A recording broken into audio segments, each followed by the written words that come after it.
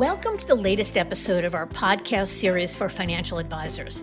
Today's episode is Happy Again, how a $440 million Merrill team got their mojo back in independence. It's a conversation with Chad Goodchild and Jacob Schlicht, managing partners of Kickstand Wealth Advisors. I'm Mindy Diamond, and this is Mindy Diamond on Independence.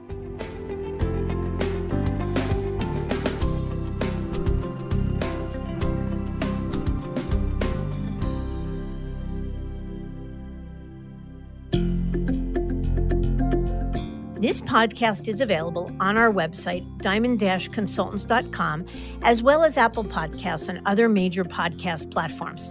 If you are not already a subscriber and want to be notified of new show releases, please subscribe right on your favorite podcast platform or on the episode page on our website. For Apple Podcast users, I'd be grateful if you'd give the show a review. Your input helps us to make the series better and alerts other advisors like you who may find the content to be relevant. And while you're at it, if you know others who are considering change or simply looking to learn more about the industry landscape, please feel free to share this episode or the series widely. Building an independent firm from scratch isn't an easy task.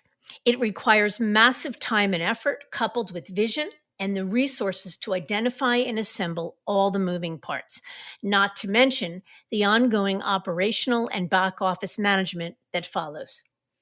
So while advisors may crave the freedom and control that comes with being independent business owners, many have no desire to get mired in the details. The good news is that the expanded industry landscape offers a new world of options for folks like these. That is, the support to handle the heavy lift of setting up an independent firm while still reaping the rewards of freedom and control. For my guests on this episode, self-described homegrown Merrill advisors Chad Goodchild and Jacob Schlicht, there were plenty of things they liked about the firm.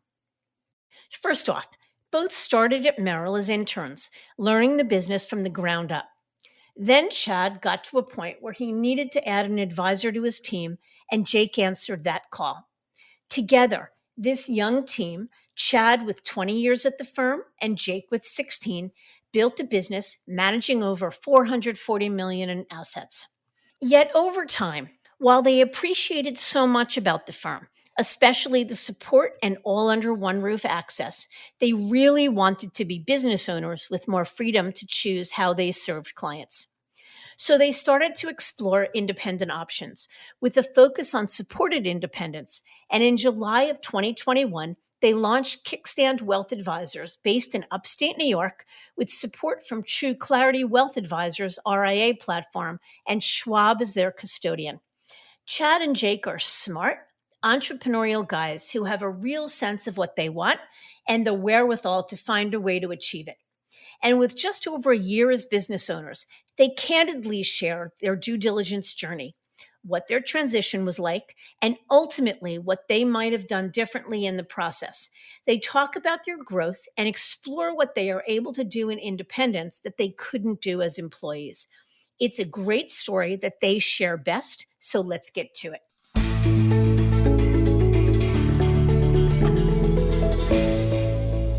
Chad and Jake, I can't thank you enough for making the time to talk with me today. Great to be here. Looking forward to it. Yep, likewise. Terrific. All right, lots to unpack, so let's jump into this. So let's start at the beginning. We'll start with you, Chad, and then we'll ask Jake. So tell us a little bit about yourselves and your path to becoming advisors. Sure. My story is probably a little different than most. The reason that I'm actually in this career is because of a piece of junk mail I hauled out of the trash at the age of 17. My dad had thrown out a brochure on how you too could make millions trading commodity futures. And I forked over $300. This was my hard-earned money. I got paid $3 to mow lawns. And on my first trade, I managed to double my money in 24 hours on corn futures option. And I was hooked. And later went on to get a degree in finance, traded commodities between classes. My sophomore year, I interned with a top team at Merrill Lynch, which eventually led to a 20-year career as an advisor. So that's awesome story. The abbreviated version, but yeah. And you are right. I've interviewed a lot of advisors. That's a first for me. So I love it. And Jake, how about you? Let's see. I grew up here, Western New York, near Buffalo and Rochester. Married, 3 kids. All the kids are 5 years and younger, so it's been a busy time here, especially with this transition to the business. And I was at Merrill Lynch for 16 years, 11 of which were as a financial advisor. Didn't grow up with a ton of money, didn't have any rich connections or anything like that. And so I think I always saw personal finance as kind of a way out from scraping by and all that good stuff. So I really enjoyed saving, reading Money Magazine, actually remembered learning about the stock market. Sixth grade project. This is kind of a funny story about having money work for you. So we started this project in sixth grade social studies. We started a lollipop company where we actually made lollipops in class. And we learned about basically like raising capital and how the shares of the company went up. And we actually, made money. I don't know if that's legal anymore today in school, but that was my first exposure to the stock market. So then fast forward 2005, I started as an unpaid intern, just like Chad. So I started as an intern at Merrill, and a little bit crazy looking back on it. I was working full time managing a restaurant and then going to school to finish my bachelor's degree at night. So I did this internship because a family friend said to just do an internship at a financial planning company. So I cold called a few different financial firms locally, connected with the director's assistant at Merrill Lynch. Her name was Sandy Corbell. She got me in, and then from there, started off on the management track. I was kind of training to become a manager or a director, but then decided after a handful of years that I wanted to be an advisor, which was a good experience. I got to see a lot of teams, got to meet a lot of financial advisors at Merrill, and that's actually how I ended up meeting Chad. We're going to talk a lot about your time at Merrill, but I'd love to just hear how you ended up teaming together. So, Jake, you said you were at Merrill 16 years, Chad 20 years. So, I'm wondering what you saw in each other. And it's funny because for me, in listening to both of your stories, the common ground that I see is a scrappiness. Chad, you find a discarded brochure and make lemonade out of lemons. And you, Jake, really did something similar. But what else did you see in each other and when did you come together? So, Chad, we'll ask that one of you. Sure. Well, if I roll back the tape, I was a few years into my career and I was hitting what many FAs refer to as that ceiling of complexity, where there's just not enough hours in the day to get everything done. I desperately needed to offload some of the clients in my book, and what was paramount to me was that the client would be well cared for. And there were a couple of advisors I had my eye on in the office. Nothing fancy here. I had them interview for the position, asking each of them the same questions. And when I asked Jake the question, "Why are you in this career?" I'll never forget his response.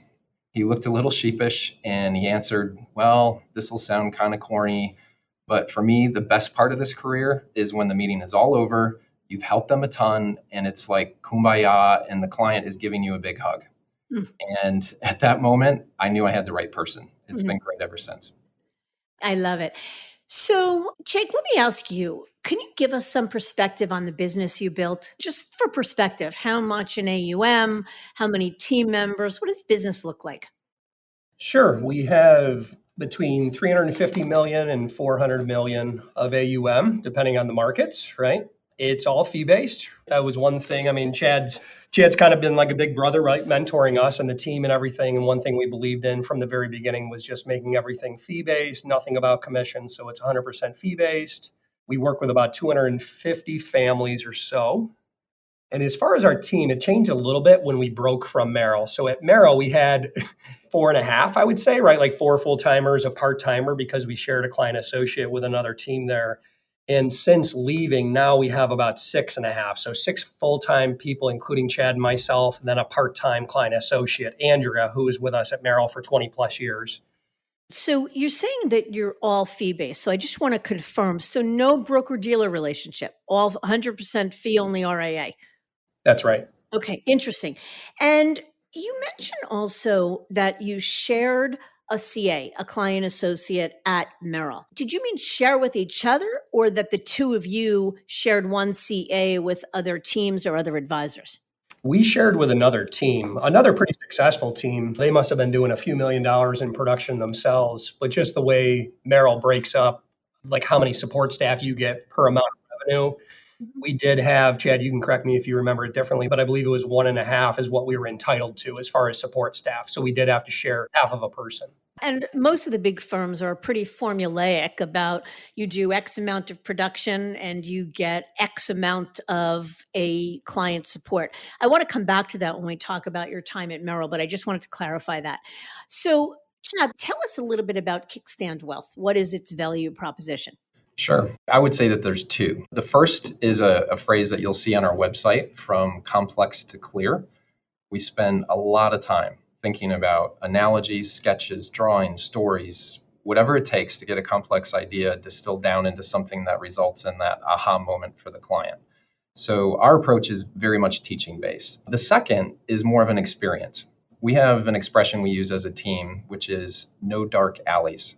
Any of us who've ever walked down an unfamiliar city block at night, you know that feeling of tension if you enter a shady part of town. We want the client experience to be clear and a well-lit path from start to finish. And to do this well, we've analyzed every point of contact we have with the client, and we've removed anything that can cause anxiety. So for example, when somebody's referred in, they may be thinking, what if I don't like the advisor? Joe, who referred me, likes him, but Joe's kind of quirky. Or what is this going to cost me? Right? Clients know that CPAs and attorneys bill by the hour, but perhaps all their money is in a 401k and they've never worked with an advisor before. So not only have we removed numerous anxiety points from our process, but we are constantly giving the prospect a clear picture of what's next, a well-lit path, you will. If you meet a prospect now and someone says to you, what is Kickstand Wealth? I get the education component. I love the saying, no dark alleys, et cetera. It's education based. But how do you account for the fact that it's an RIA to a new prospect? Does that come up at all? Yeah, it's interesting. When you're at a big firm, you don't have a sense of how much the big firm carries weight versus how much you carry weight. You assume it's there, but you don't know what it is. I would say since we left, it has been a complete non-issue.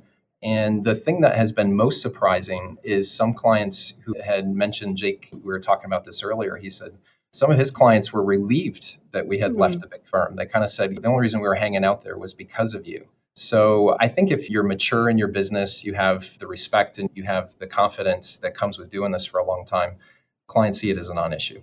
Yeah. But if you meet a prospect now, do you describe Kickstand Wealth as an RIA? And how do you address the fact that it's not a name they would have heard of? Sure. I think it helps that you can highlight, right? You have 20 years experience with Merrill. I can share my own personal story. I've been doing this since I was 17, trading options on commodity futures throughout college. I actually taught a class at school because the instructor didn't know anything about commodities and asked, hey, does anybody know anything about this? I actually got up and taught that class. So again, I think it comes down to the individual. What most FAs have realized over time, and I think firms have realized over time, is the client is buying into us. So we obviously promote Kickstand. We have a website. We have a lot of information and content there. But ultimately, it's a relationship business, and I don't think that's changed. I think you're right. Jake, let me ask you, so who are assets custodied with, and why did you choose that custodian? Yeah, so we custody 100% with Schwab. And I say that because I've since learned that a lot of different firms, RIAs, so on and so forth, will custody with multiple places. But we just wanted to make it easier for our clients, easier for our staff, so all the money's in one place. And the two that we mainly looked at were Schwab and Fidelity. There were others, obviously. There's other names out there like BNY Mellon. But the reason we chose Schwab, I guess, just thinking off the cuff here, a couple reasons. The first is the client-facing technology, right? So this is the phone app or when you log in online on Schwab versus Fidelity. So when we ran those demos, Schwab definitely, for us at least, seemed a lot sleeker, more modern. The colors were better. It reminded us a lot more of Merrill. So it was very similar to what clients would have been used to. And that was important to us. So they didn't feel like there was a downgrade. Whereas with Fidelity, it's more of a 401k company. It seemed like more you're just logging into your 401k. Just didn't seem quite as robust. Mm-hmm. That was honestly one of the bigger pieces for us. And then other than that, I mean, Schwab's size goes without saying, and especially with their acquisition of TD Ameritrade, we thought that TD is very well known for their technology, how good they are. So we figure when they're going to integrate and things like that, a lot of that TD technology will come over. And then I'd say the final thing was pricing. And this, I'm not going to say we made the absolute right choice here. I'm just being honest with your audience is Schwab is free, right? We can trade stocks, ETFs. There's no cost to us or clients. Fidelity charges a basis point fee to hold assets there, which for us was going to be pretty substantial, $400,000 a year. But I would say you also probably get what you pay for in some regards. It does seem, since we've launched and looked at technologies and integrations and all these other things that we see now, it seems like Fidelity is more integrated with a lot of the other like third-party tech providers. So maybe that's where you're getting some value for those additional costs. But those were kind of the three big things that we looked at. Yeah. Okay. I want to back up a little bit and talk about the time you both spent at Merrill before launching Kickstand Wealth. So, Chad, let's start with you. What did you love about working for Merrill? What was great about it? Yeah, it puts a smile on my face. I distinctly remember in the first year skipping up the stairs two at a time because I couldn't wait to get to work. I got to do what I loved. I was working for the best firm on Wall Street with the best technology. Early in my career, I was invited to head to Princeton headquarters for training as a 20 something. And being from a middle class family, here's a black car limo picking just me up at the airport. And in our training class the following morning, we were being instructed by someone who had just advised the President of the United States earlier that week. And you just felt like it was an absolute privilege to work there. And I know, Mindy, obviously others have talked about the culture. We call it Mother Merrill. It was definitely alive and well as other advisors would spend time with you if you just asked. And I'll never forget, right in the middle of the 2008 crash, there was a senior advisor in our office who sent out a blast email to all the other FAs. And basically, he was saying, hey, guys, we have an immense amount of talent in this building. Let's get together tomorrow morning and share it. And some FAs were experts in bonds, others were in currency, options, you name it. And at 7:30 the next morning, the boardroom was packed. And as a young guy, I was just taking notes as fast as I could. So Merrill Lynch was an absolute incredible firm. In fact, I'll confess, I still have not thrown out any of my Merrill Lynch gear. Eh. I couldn't bring myself to do it. My wife's looking at me like, when are you going to wear this? I'm like, it doesn't matter. Just don't throw it out. Yeah, but that changed is what I think I hear you saying. And we hear that from so many advisors. I mean, the way I hear you describing that is it was a powerhouse. Walking into that conference room filled with some really smart, talented advisors, and the opportunity for what was you were a young guy at the time to leverage the knowledge and synergize with some of those much more seasoned advisors must have been amazing. So, what changed over time? I think we all kind of winced. There was a cartoon I took a picture of the day that Bank of America bought us. It was the bull with the Bank of America brand on its hide, and it's kind of wincing. And I think as a firm, we collectively winced because we knew the banking culture was different than the entrepreneurial Merrill culture, right? We had been fiercely independent for about 85 years. And to be fair, early on, there wasn't much of a change. They were making a few tweaks here and there, different login, whatever it might be. But over time, it became very, very clear that the vice was tightening. And as we got close to the point where we launched Kickstand, it almost became suffocating. The amount of time that you spent on compliance and almost treating your client as if they're an enemy combatant that's going to sue you at a drop of a hat. It was almost as if that was the framework. Less entrepreneurial. Let's think about it in your own way. There's a way to do this. There's a box to check and so on. And so that chafing point, which I know we're not alone in, a lot of advisors have shared, you kind of have to weigh the scales. Is it too much for me? Can I live with it or not? And for us, the answer was we're young guys. We had time ahead and we knew where it was headed. Yeah. So let me ask you a question, Jake, and maybe you can weigh in here. You talk about this amazing culture, this powerhouse of intelligence and great platform and culture and a privilege to work for the firm. And then you're talking about how the firm, I love that, the firm, I can feel it myself. Everybody winced when Bank of America came in. So a couple of questions about that. So one is there are many Merrill advisors that feel that Bank of America brought this notion of one-stop shopping all under one roof, access to trust and banking and investment and lending and all of it. And if you lead with lending, it's an extraordinary opportunity. And the notion, I've talked to Merrill advisors that really synergize with the bank and get referrals. So that's the good stuff. Talk to me about that. Is it that you're saying that the bad outweighed the good for you? Was there any good as you in the last years of working with Merrill? Yeah, to be fair, I think there was some good, right? Bank of America had a really, really strong mortgage platform. They literally put mortgage bankers right in our office. They would take a client from start to finish on a mortgage process, one-stop shop. Rates used to be pretty good, but things definitely changed over time where you could just tell maybe cost-cutting measures or whatnot. These banking people were even like inundated, almost too many clients, right? So then the experience would drop off. And that's not a good reflection on us or our team, right? Because they are an extension of our team, so to speak.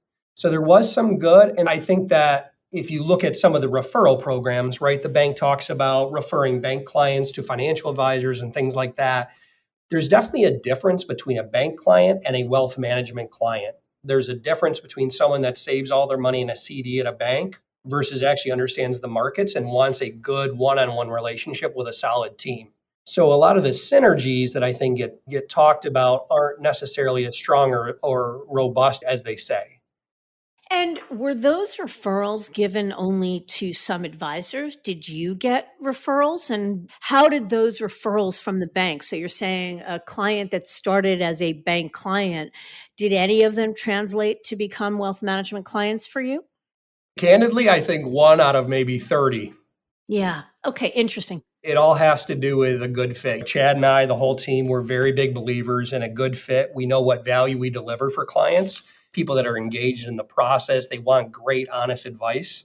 And a lot of those bank folks were that's not really what they were looking for. They were more looking for a product or a solution, whereas we were looking for more relationships and really to be a key advisor in their life. So it's just a little bit of a different feel is all. Got it. Okay, that's fair.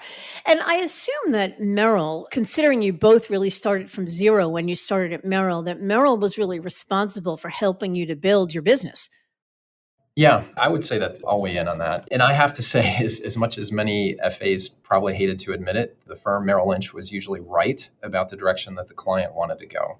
You had mentioned, Mindy, Bank of America came in, and so you could do banking and all these other things. But the reality is, Merrill had advanced that frontier quite a bit before the bank acquired us, right? You could bank with Merrill, you had Merrill credit cards, you could do mortgages. There was a number of things that you could do, and we embraced that philosophy. So the total Merrill approach, as it was way back at the time, of be all things to the client is something that we fully embraced. And I would say the other thing in helping us build our business, they very early on recognized the importance of teams and even paid for us to bring on a wealth planner at a time that we desperately needed it, but we're probably too cautious to spend for. So they covered the first 2 years of Devin, became our planner on the team. And that was a huge lift. And I would say, lastly, when you're a young FA, the brand itself did carry a lot of weight and lent credibility.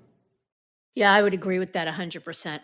So, one more question about Merrill. Chad, it was you who said that one of your mottos with clients are no dark alleys. And it made me wonder, did you feel like there were dark alleys at Merrill for your clients? Was that one of the motivations for thinking about leaving? I don't know if I would frame it that way. One of the things that Merrill Lynch got right was they saw the financial advisor as the client. So if you treat the advisor well, that flows through directly to the client. In that kind of frame of reference, there's a bit of trust in allowing that entrepreneurial spirit to flourish. And by contrast, I think if I were to sum it all up, it comes down to culture. Merrill had the bar's high, the expectations are high, we reward you well, you're given some autonomy in that culture. The bank culture was very much a risk-based culture. So I think it's the dichotomy of the two that if you talk to a lot of FAs, which I know you do, that's going to come up somewhere in the conversation. Yeah. So, Jake, that's actually a good pivot point. Let me turn to you. When you decided you were going to leave Merrill, that as young guys, the culture had changed and it was time to do something else, were you 100% certain that you wanted independence, or did you consider other options also? We knew that we wanted some level of independence, but admittedly, we didn't know what that even meant. I can remember having an initial few phone calls Chad and I did with Lewis on your team and understanding what a corporate RIA was, what FINRA did versus SEC, like just not even understanding the whole layout because you have to remember we came from Merrill, right? I mean, that's where we started. It's the only thing we knew. So we knew we wanted to be independent and have more freedom and flexibility, but we definitely didn't know exactly what we wanted. And that's where your process was really, really helpful, is to kind of explore that, see what kind of firms were out there and things like that. So it was good to learn all those options.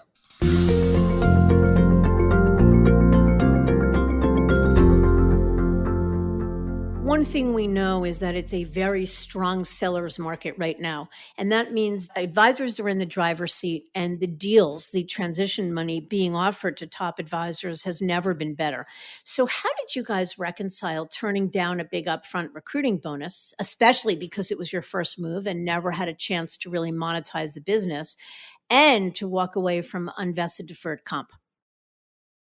For us, and this came through very early when we were working with Lewis, he had us fill out a questionnaire and rank things like what was most important to us. And money was very low. And I don't say that to be all holy or anything like that. But for us, we're a young team. Chad's 46, I'm 40, Devin's 25, Corey's 32 on the team, right? We have a long runway. And for us, we didn't want to muddle a decision that was going to affect us, our families, our clients, our entire team, our future, everything on a dollar value. So for us, the money wasn't that important, honestly. And as most of your listeners can relate, depending on how big of a producer you are, we walked away from 1.5 million of deferred comp and then obviously the upfront check that we would have gotten. But for us, we didn't want to take a half a step to independence. We didn't want to go from one wirehouse to another. That's why I say we were pretty certain we wanted to be independent. And it probably goes without saying that the margins are considerably better in the RIA world than they are in the wirehouse. I don't say that for our own pocket, but I say that because then you can really invest in the business, hire more staff, hire better staff. You can provide more services. We've talked about like tax planning or tax prep services for our clients that will be part of our offering. There's just a lot you could do for that flexibility. So for us, the money, the upfront that we could have gotten wasn't that critical for us at all. Just knowing what we could create in the future. So, what you're talking about is really thinking or valuing the long term more than the short term. Your willingness to bet on yourself came from the notion of wanting to build something special, the belief that you could, taking a risk, the willingness to take a risk, and saying, the better take home economics and the ability to really build something better is worth more to us than any sort of upfront money we could get, even if it means walking away from 1.5 million in unvested deferred and the opportunity cost of a big deal. Without a doubt. Yeah, it's interesting because one of the trends that we've talked about on this podcast with previous guests and we've written a lot about is the notion that it used to be that every advisor wanted to make at least one well-timed move in their career and monetize significantly that one time. And then the second move, if they were to make one, would be one where they would consider independence because they had already had the opportunity to monetize the business. But one of the things we are seeing, and you guys are case in point, are younger advisors saying, I don't want to take that interim step. Yeah, I could move from Merrill to Morgan or Morgan to UBS. And yeah, I could get a big check, but I will be delaying gratification and the ability to grow the business the way I really want to. And that's your story, right? Yeah. Well, Yeah. No, I would 100%. say that's spot on.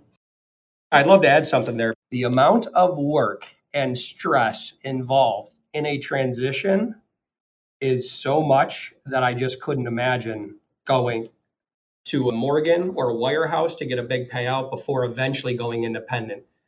Just couldn't imagine putting the team through it, putting clients through it, unless we truly believed it was in their best interest. That's actually a really good comment, and I appreciate that. Let's talk about that for a second. So much work, such a hassle, disruptive to momentum. How long did it take you to get to a point of equilibrium, to really feel like you had your feet planted solidly on the ground again?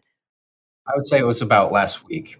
Fair enough. I'm not joking. I mean, it's a full year. People had told us that, right? You asked that question. When you're on the other side of this equation, that's what you're wondering. Well, how bad is it? How long does it take? When do you get your head above water? Some of that, answering that question depends on the complexity of your book. So if you have a lot of clients with trusts, or trustee IRAs, for example, at Merrill, or perhaps a mix of annuities and various other things. If they're very heavily integrated, which ours were, right? They're banking through Merrill, their mortgages through Merrill. They have the Merrill Lynch credit card. Extracting that is a lot tougher. I'm sure there's teams that probably high five each other at maybe the 6 or 8 month mark, but for us, it was a little more intertwined. I appreciate that comment a lot. I chose to do this podcast because I want to give our listeners a really honest and transparent picture of what transitions look like. So I don't want you to tell me that it took a month because I wouldn't believe you. I know that that's not the case. And so it really doubles down on the notion that you need to be big picture focused, long term greedy, as opposed to really focused on the short term.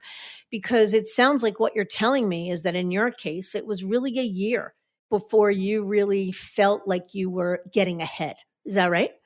Yeah, I would say that in terms of time. Now, the reality is we were immensely blessed. Most of our clients came over. And in fact, I think Jake was tracking it, but we brought in almost $30 million of new money in the middle of the transition. So it wasn't like, okay, when do you get back to break even? It was just so much, when can you go home and have dinner with your family? Got it.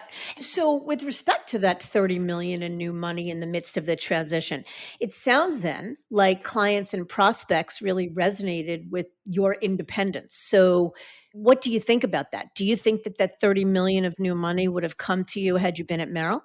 Maybe hard to say. I will say and Chad alluded to this earlier. I think the biggest surprise for me in this entire transition was how supportive clients were. My biggest fear, and this may be a misconception on my part because I listen to a lot of Mindy Diamond podcasts. I love it. I listen to a lot of Michael Kitces, a lot of podcasts. And I always got the feeling that a lot of the teams that were transitioning were because they didn't hit the Merrill Lynch growth grid. Like they weren't growing, they were kind of complacent, stagnating, and they were kind of going out to the pasture, so to speak, to either get a payout or get higher payouts as an RIA to kind of coast into the sunset. So one of my biggest fears was that we leave, we're young, and then all of a sudden the Merrill name's not there anymore, and we're not going to be able to grow. It has been the complete opposite. Complete opposite. 30 million, I think, is a little bit of a low number. It's probably closer to 40, 45 million just this year. And it's because people are excited for us. It's almost like clients are rooting for us. There's been so many clients that have been like, oh, so glad you're out of there. I was only there because of you type of thing that never shared that with us before.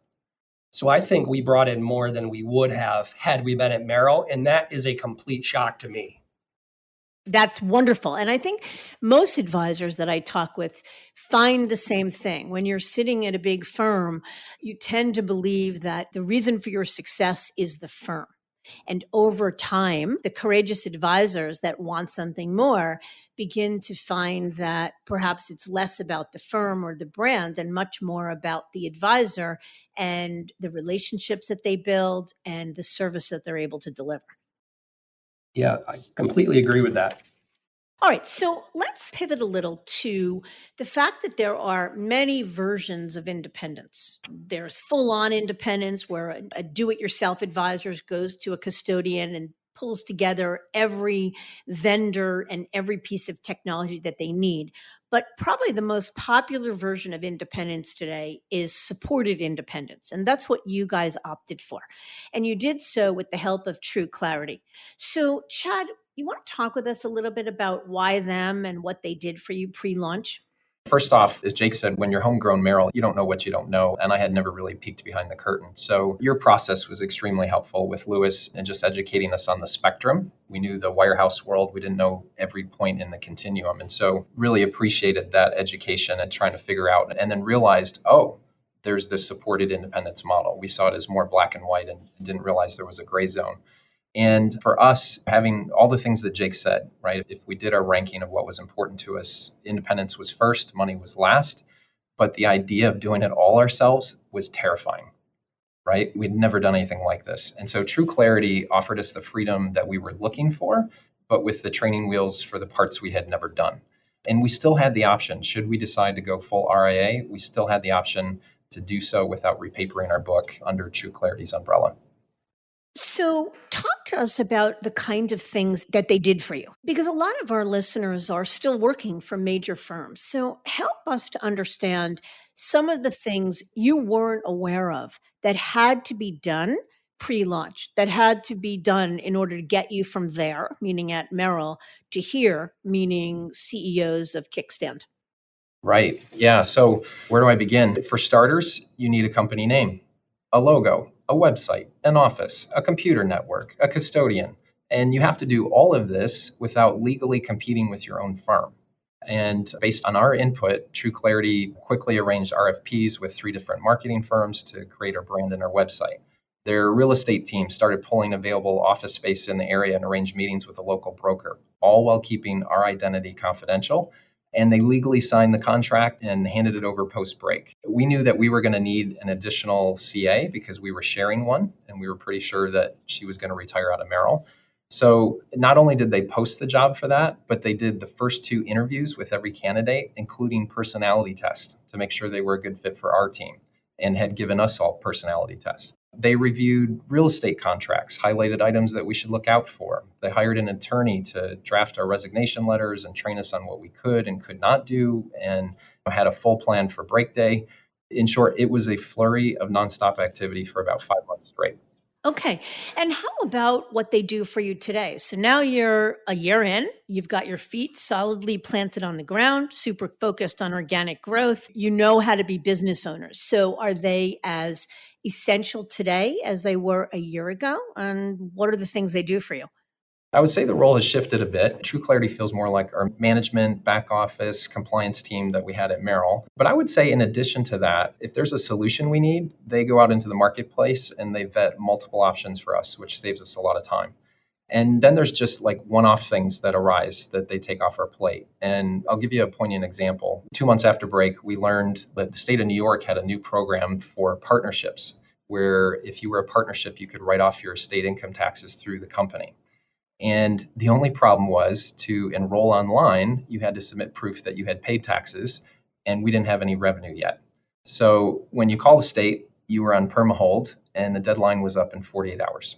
And I'd like to give a big shout out to the CEO of TruClarity, Pam Strauss, who realized the magnitude of what was at stake financially and literally spent 2 days calling every 800 number she could find. She was on hold for countless hours and managed to get us in before the deadline. And our CPA was like, Chad, I have no idea how this woman got this done. Wow. So those are the kinds of things where you're just like, man, I don't have the time for this, that we just pick up the phone and call them. Yeah. And you mentioned, Chad, that True Clarity vets multiple options for you in the marketplace. So give us an example of what you mean by that. Sure. At Merrill Lynch, we had utilized structured products, right? So you have notes that, let's say, have 3x upside, downside buffer, that sort of thing. There's a whole world of that in the independent space. And while we could go out and research all that, we just expressed to them, hey, this is something that we're interested in. Would you mind looking into it? And I don't know how many hours they spent, but they basically weeded through all these different options and then handed us one on a silver platter, had meetings ready to go, and said, what do you think? And it looks like it will be a great fit. So, how does that feel that it's not under one roof? In other words, you're at Merrill, you need structured products. You dial a number or click on a link, and the structured products are Merrill structured products. And that's both good and bad, right?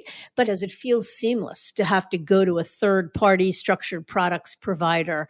In other words, the fact that it's not all under one roof, is that problematic? So it's interesting. I would say there's a pro and a con to it. On the pro side, as an independent, there is a larger offering, right? There's more variety, more to choose from. On the con side is integration. And so here it is, but it's maybe not as simple as a click of the button and 50 clients own the product. And so there's definitely a tension there that's ever present in the independent space. It's getting better with time, but it's a glaring difference between Wirehouse fully integrated. Glaring difference is a big term. So there are some advisors that are sitting at Merrill or Morgan or UBS that will listen to this and say, that's the reason I don't want to go independent, because there's a glaring difference between how I can access things at Merrill or Morgan or UBS versus how I can access it as an independent. Do you see it that way, that it would have been or should be a showstopper?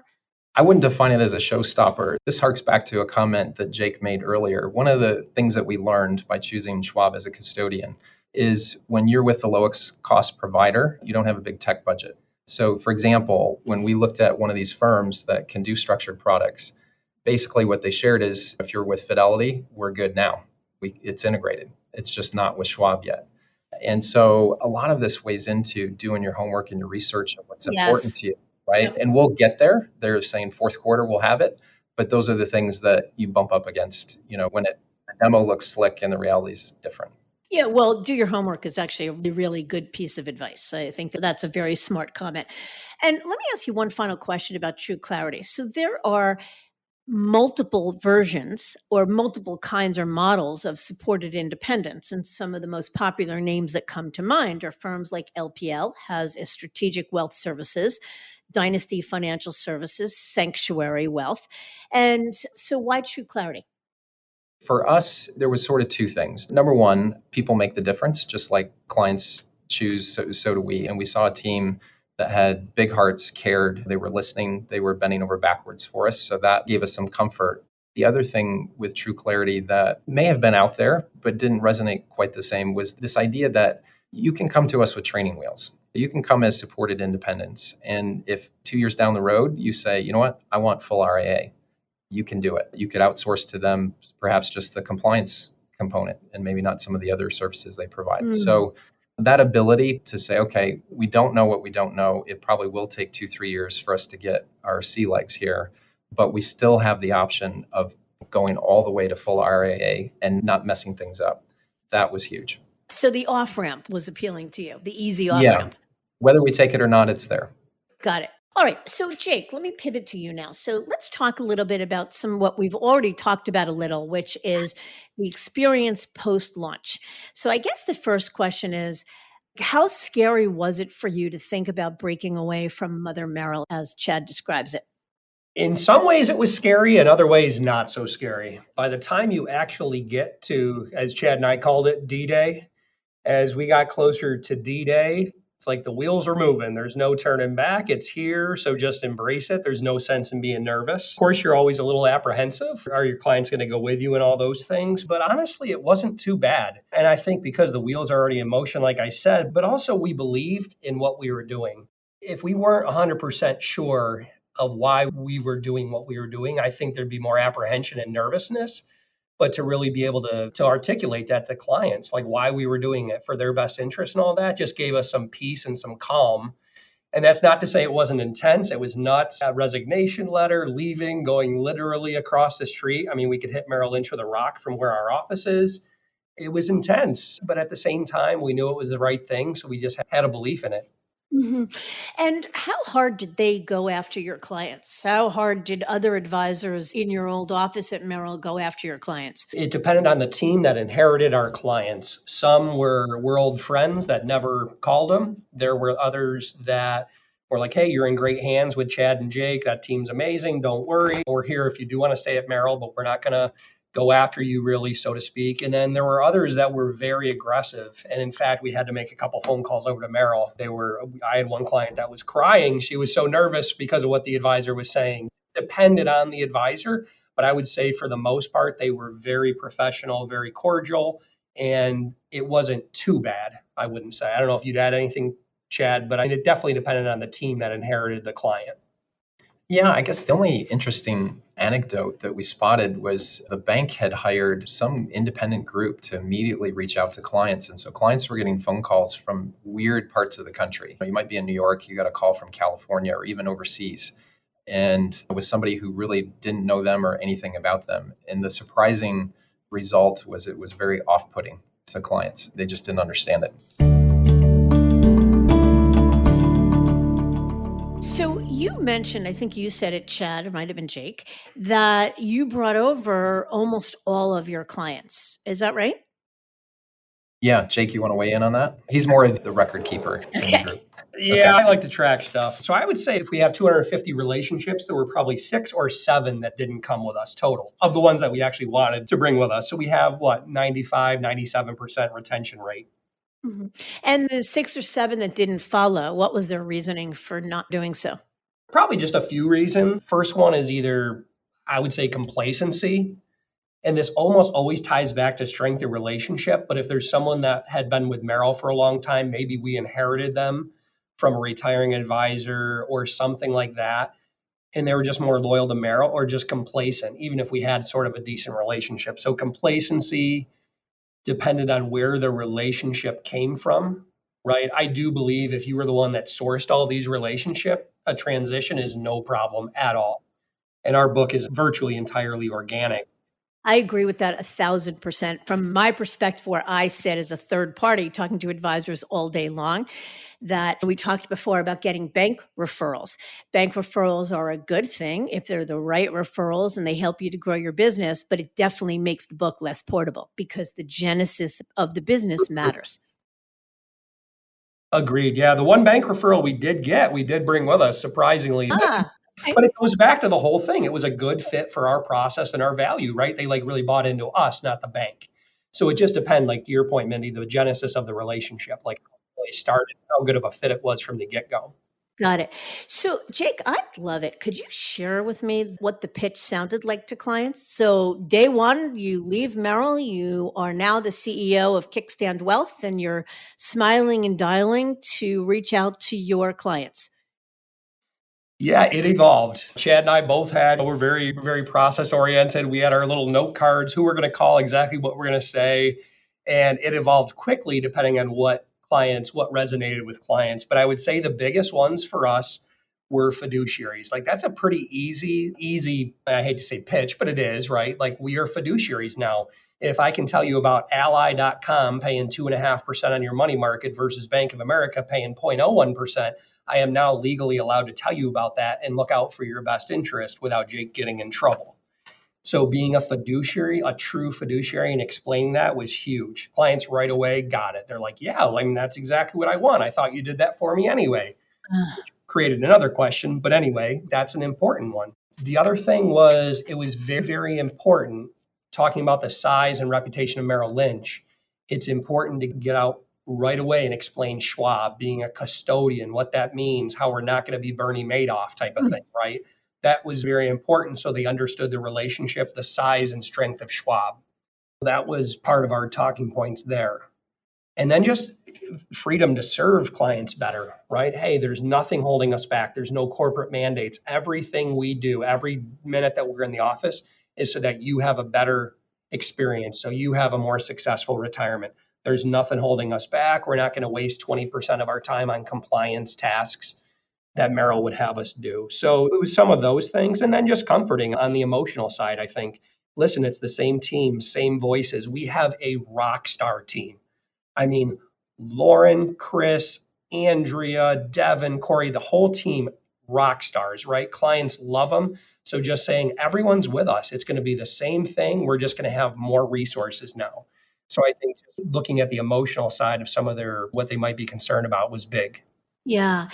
Let's pivot now to what it feels like to be a business owner with about a year's worth of hindsight. So, Jake, one question I have, you just mentioned that what was really powerful to your clients was the notion of becoming true fiduciaries.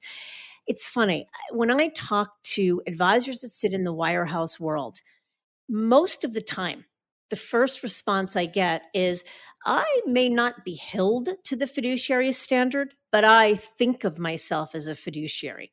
And I imagine that was the case for you and Chad as well. So, how do you explain that? How do you reconcile that in your head? How do we reconcile that in our head? Well, I did have to explain to clients that, of course, I was always a fiduciary. I mean, both Chad and myself are certified financial planners. We have to sign something each year that says we're going to look out for the client's best interest.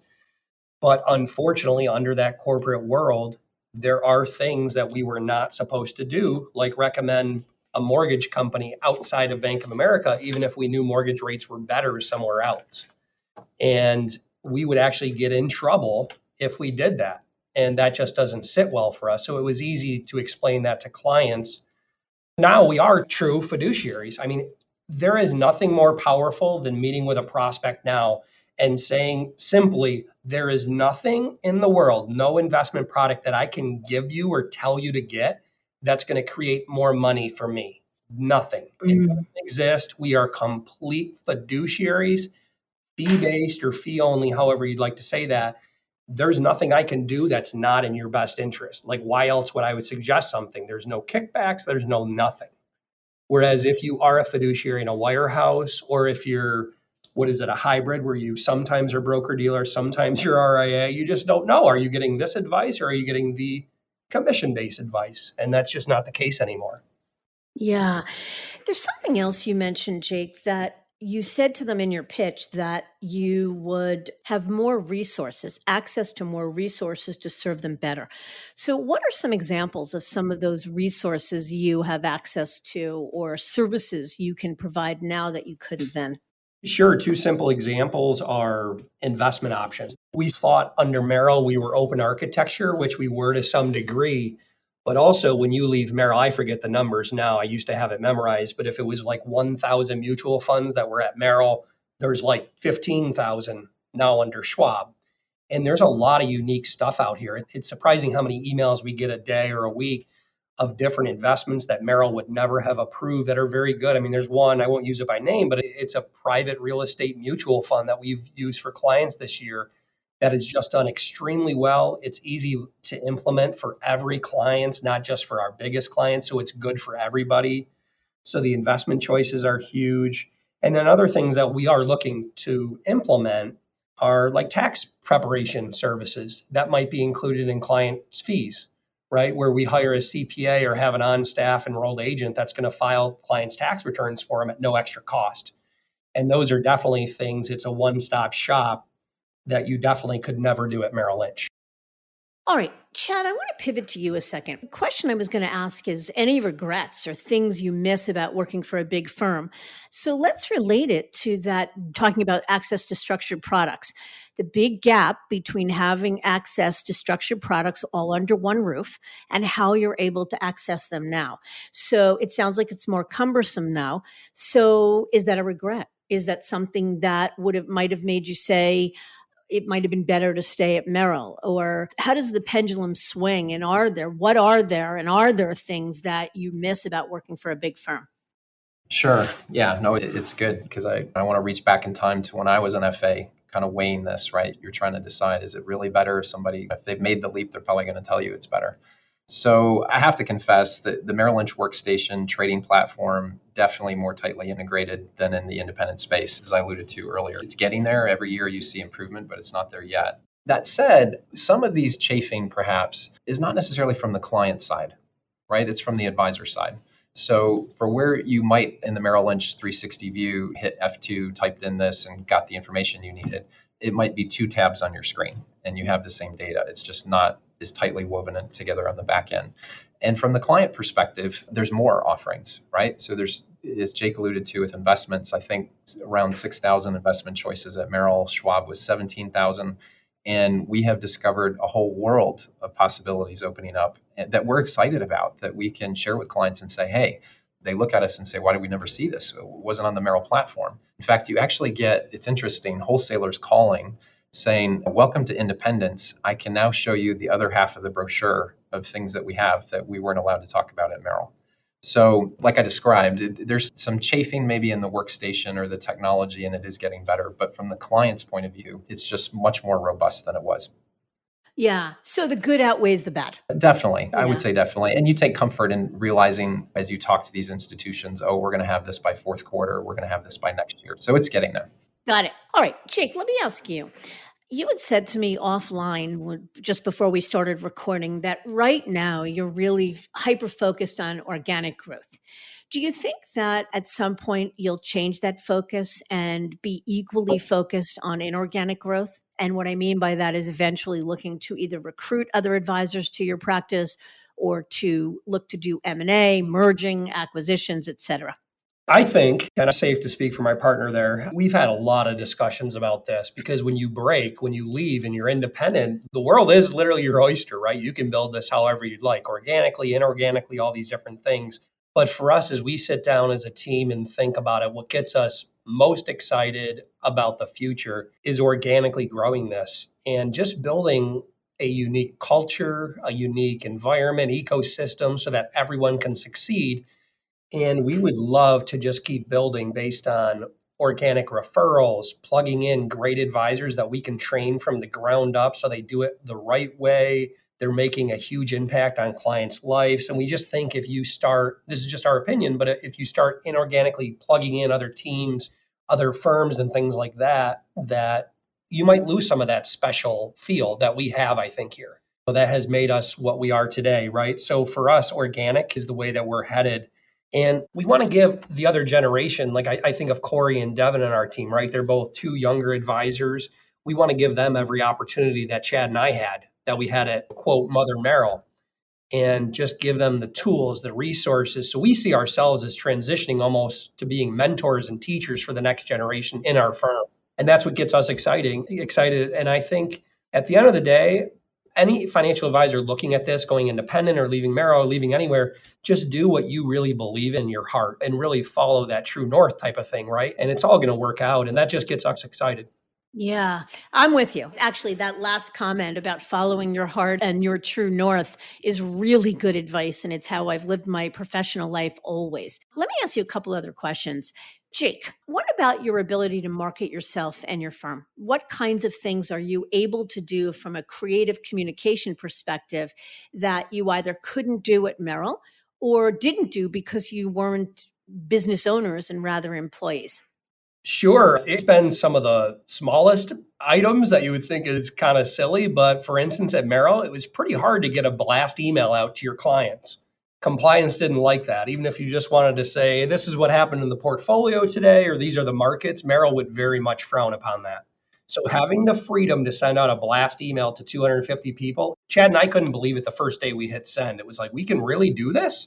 So just those simple things. And then we've also, both from a growth standpoint and then a service standpoint, we've looked into Facebook, LinkedIn, advertising. We've done some of those things. We've looked into lead generation services that we can now use. It's even pretty cool just to be able to call. A couple of weeks ago, I called our marketing firm and I said, hey guys, I'd like to go ahead and do a series of events. And I want to have a landing page where clients can click a link. They just RSVP to one of the events, and then we get an email when they RSVP. So in a matter of days, a very sleek, nice landing page is created. It's up and running. We ran it by compliance at TruClarity, but at the same time, it's fast, quick turnaround, and it's exciting. And also, I would say the last thing that we've been doing that's freeing and it helps a lot is that we can do recorded videos. A quick 10-minute video on the markets. Chad or myself will do it. We'll maybe share some slides as to what's going on with inflation or the markets, send it out to all of our clients. That is a huge help because you've touched 250 people quickly. It's helpful. It's different. And these are all things we'd never be able to do back in. Yeah, and it's personal, right? It feels if you're a client and you get that, it feels like you are talking to me personally. Absolutely. Yeah, a lot of advisors I've interviewed who are independent have said the same thing. So that's awesome.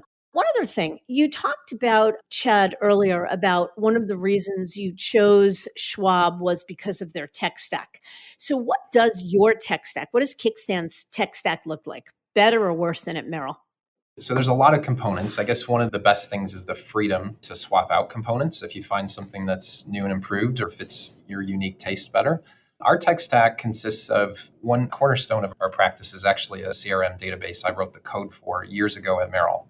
And ironically, the firm had asked me to present how we use this to the Boston and Greenwich markets many years back. But the bank forced us to migrate to Salesforce, which didn't offer the same capability we just gave up. So that's going to be unique to our team. We have a CRM that tracks everything, right down to how many lumps of sugar in their coffee. For our Merrill equivalent of the Client 360 workstation, we have Black Diamond.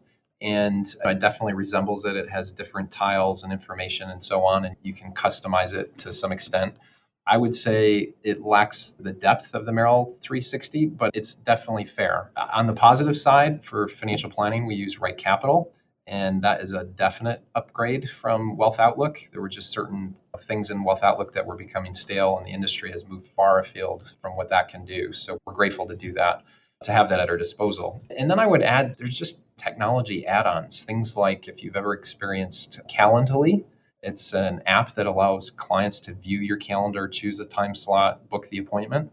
And that app alone, I would say it saves us countless hours of a CA's time of going back and forth and holding dates and so on. And clients actually prefer it. So I think if anything, it's the freedom to choose your tech stack, which is exciting. Love it. I love your honesty. What you're saying is on par.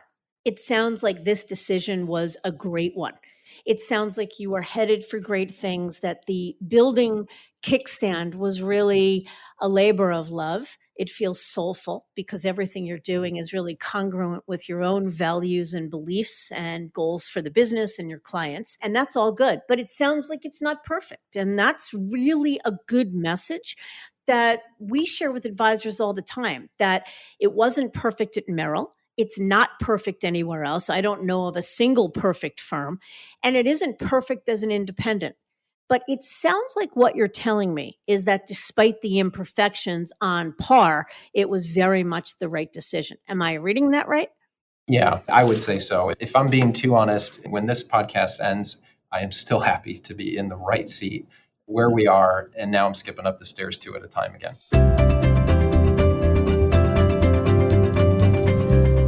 So, either one of you or both of you, any parting words of wisdom for our listeners, perhaps ex-colleagues still working at traditional brokerage firms?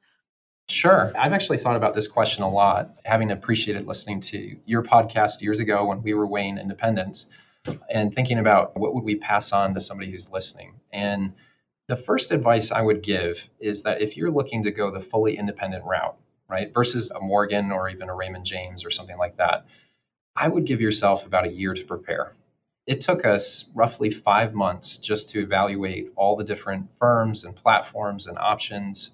And once we selected TruClarity, it took another 5 months to be ready for launch, right? So don't forget, you're establishing a logo, a brand, a website, locating office space, picking your tech stack, and so on. And for us, even 5 months felt rushed. So if you're saying, hey, I want to go full indie, start well in advance.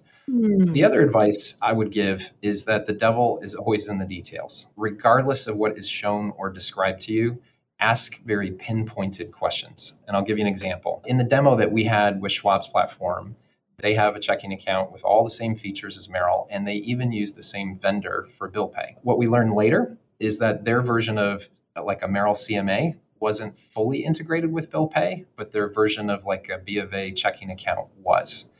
And we learned that the hard way after we had signed up about 70 clients for the wrong version. And it easily set us a few weeks back, right? Repapering and undoing it and saying, sorry, we didn't know. So what looks slick on the screen doesn't always translate. And I would say since then, we have sat excitedly in multiple demos with tech companies, only to discover later the product doesn't quite work as advertised. So again, devil's in the details. Really ask a question. Just because it looks integrated on the screen, probe further. I would echo exactly what Mindy said. There is no silver bullet. There is no perfect firm. We looked at everything under the sun. Sanctuary offered a lot, but there were some downsides. Raymond James, same thing. Great brand, very integrated like Merrill, but wasn't quite free enough for us. So just do your homework, have a good advisor. I mean, Mindy, we can't thank you and your team enough for the guidance because we just didn't know what we didn't know. So thanks a lot. Thank you. Appreciate the kind words. Our pleasure. Believe me, an honor and a privilege. Guys, thank you again so much for your time and your willingness to share so honestly. You bet. Really enjoyed it. Thanks, Mindy.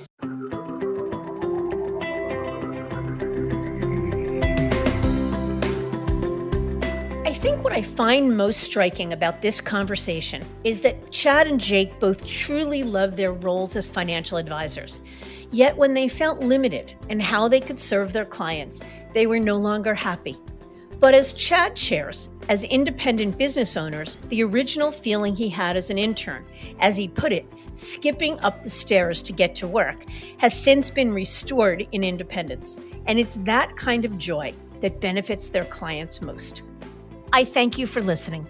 And I encourage you to visit our website, diamond-consultants.com, and click on the tools and resources link for valuable content. You'll also find a link to subscribe for regular updates to the series. And if you're not a recipient of our weekly email, Perspectives for Advisors, click on the articles link to browse recent topics. These written pieces are an ideal way of staying informed about what's going on in the wealth management space without expending the energy that full-on exploration requires. You can feel free to email or call me if you have specific questions. I can be reached at 973-476-8578, which is my cell, or by email mdiamond@diamond-consultants.com. Please note that all requests are handled with complete discretion and confidentiality. And keep in mind that our services are available without cost to the advisor. You can see our website for more information. And again, if you enjoyed this episode, please feel free to share it with a colleague who might benefit from its content. If you're listening on the Apple Podcasts app, I'd be grateful if you gave it a star rating and a review. It will let other advisors know it's a show worth their time to listen to. This is Mindy Diamond on Independence.